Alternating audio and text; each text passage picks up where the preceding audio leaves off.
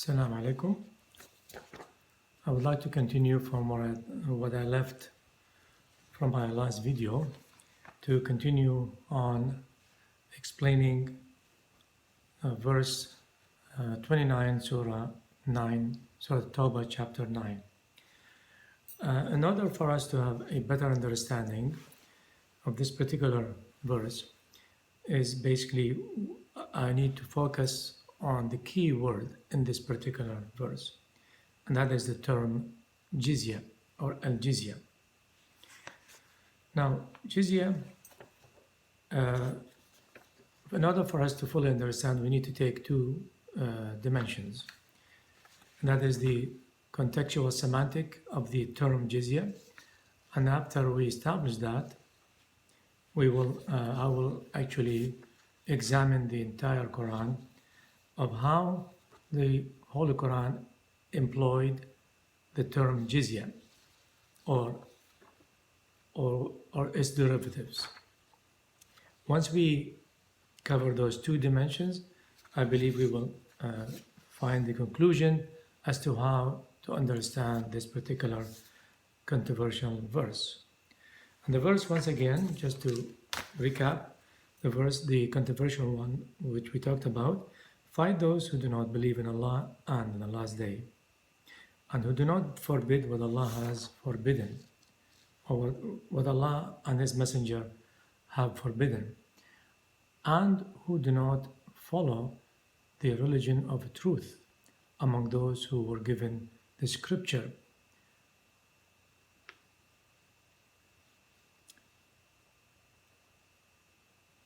Until they pay the due tax with a willing hand, being compliant. I would like to draw your attention is we have to be very careful in taking this particular English translation at face value, because there are many other translations and they're not necessarily in the same kind of format. So in the Arabic, what says, قاتل الذين لا يؤمنون بالله ولا باليوم الآخر ولا يحرمون ما حرم الله ورسوله ولا يدينون دين الحق من الذين أوتوا الكتاب حتى يعطوا الجزية عن يد وهم صاغرون. Now, I've already discussed in my previous videos what is meant by قاتلوا and how do we understand the command to fight those who do not believe in Allah and in the last day, and the verse goes on. This already been covered, but my purpose today is to explain how do we understand the notion of al-jizya, and once we do that, we will see clearly the fallacy of the Sharia ruling in respect to notion of al-jizya, which technically translated be or understood as to punish the non-Muslims and to force them into becoming a Muslim or face death or pay a ransom to spare their lives. We've already talked about that. But now the jizya. What is jizya? Now, from a Quranic standpoint, and there is a contextual standpoint, both should actually complement each other. Now, from a semantic or contextual semantic standpoint, if we go and refer to one of the most important semantic lexicon, it's for Ibn Faris, some centuries ago, who states that al-jizya is derived from the root word jazia. Now, after looking at the meaning of jazia from a semantic standpoint, we conclude that there are two branches or dimensions to the trilateral word jazia. And one is in a negative sense, the other one in the positive sense, which determines which direction we take, negative or positive, is the context in which the term jizya or its derivatives has fallen. Now,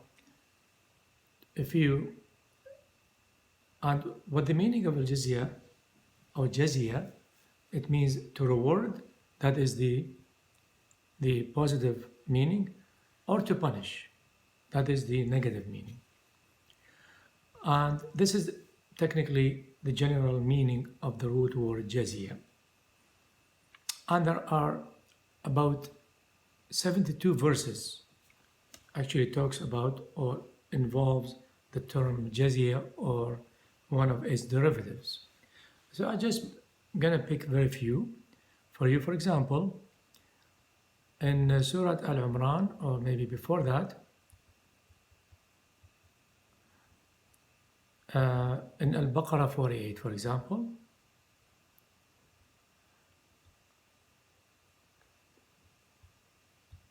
Baqarah 48 says, "Guard yourselves against the day on which no soul shall in the least avail another, when neither intercession nor ransom shall be accepted from it, nor shall help be given to it."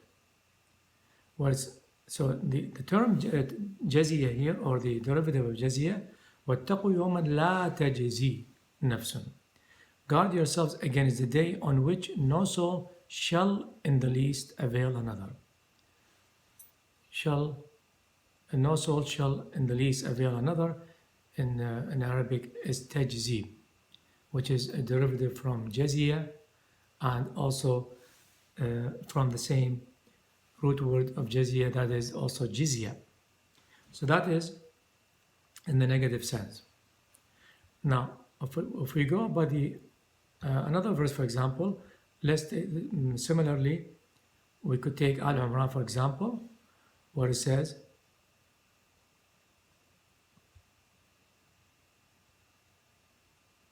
Muhammad is only a messenger. Messengers have passed away before him. If he should die or be killed, will you turn back on your heels? Those who turn on their heels do not harm the Lord in the least. God will reward the grateful. Once again, this is in the positive sense. God will reward. Reward here is in English, of course, but in the Arabic, where it says, وَسَيَجْزِي اللَّهُ الشَّاكِرِينَ. وَسَيَجْزِي is taken from jazia, which is similar to jizya in the verse which is under discussion. سَيَجْزِي Allahu الشَّاكِرِينَ. Let's take another verse.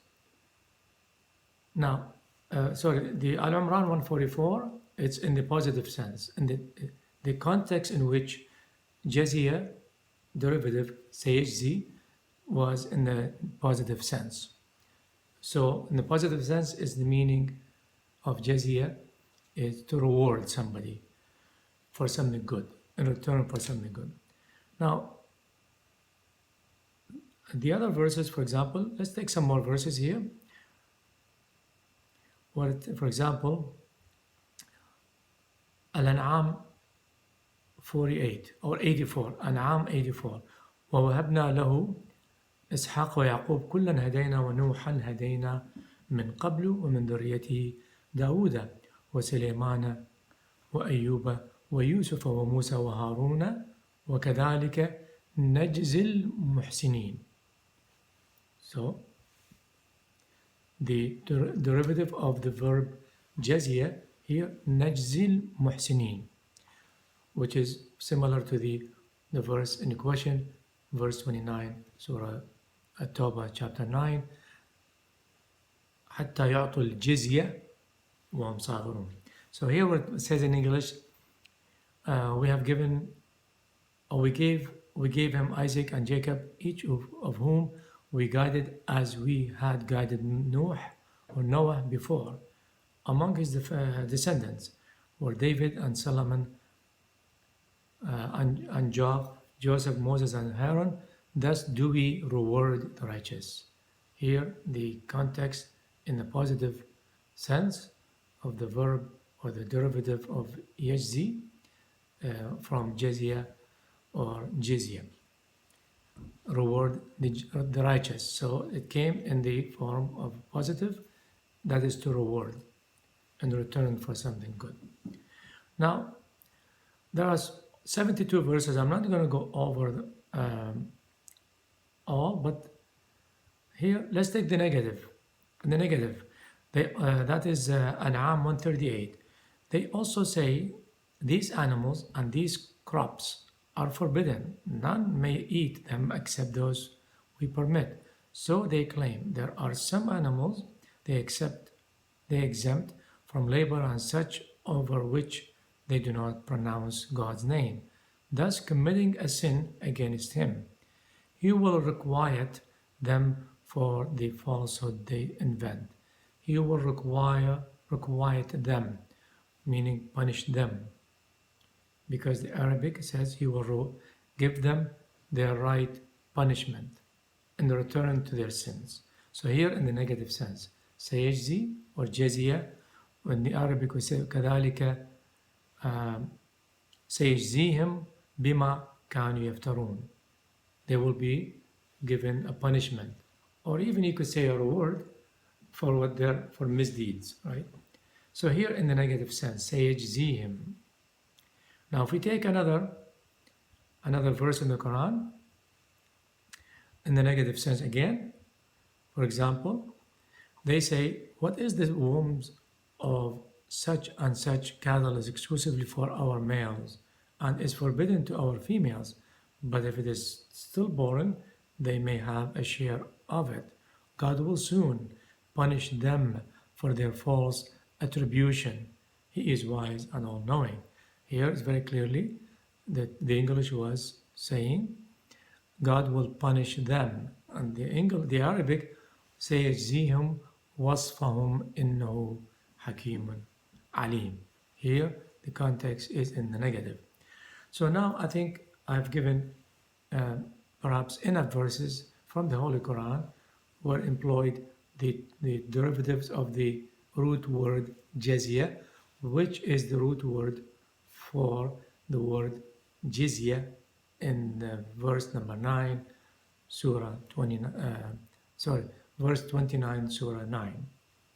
Now, I think this has become very clear that the term jizya cannot really be taken as being a punishment for someone who is not a Muslim, simply because the Quran clearly states there is no compulsion in religion, la ikraha fi din. So you cannot compel people into becoming a Muslim, and that's very clear in the Quran. And if it is so, then how can we force people to become Muslim or pay a tax to spare their lives? So now we go back to the, for example, if we take to further substantiate actually the negative meaning of jizya or jazia.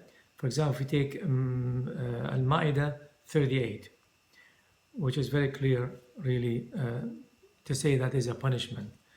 وَالسَّارِقُ وَالسَّارِقَةُ فَاقْطَعُوا أَيْدِيهِمَا جَزَاءً بِمَا كَسَبَا. And the thief and the female thief, or the male thief and the female thief, cut their hands. And of course, we're not going to get into the meaning of the hands. It doesn't necessarily mean to chop. So cut off hands, or meaning their powers. Jaza'a bima kasaba. Here the word jaza'an. Jaza'an is a punishment for the thief female and the thief male. Here's a punishment. So now this is a negative one. Now let's go back to verse 29. Then we just go and we see how this be understood in light of what I have covered so far. Until next time, thank you.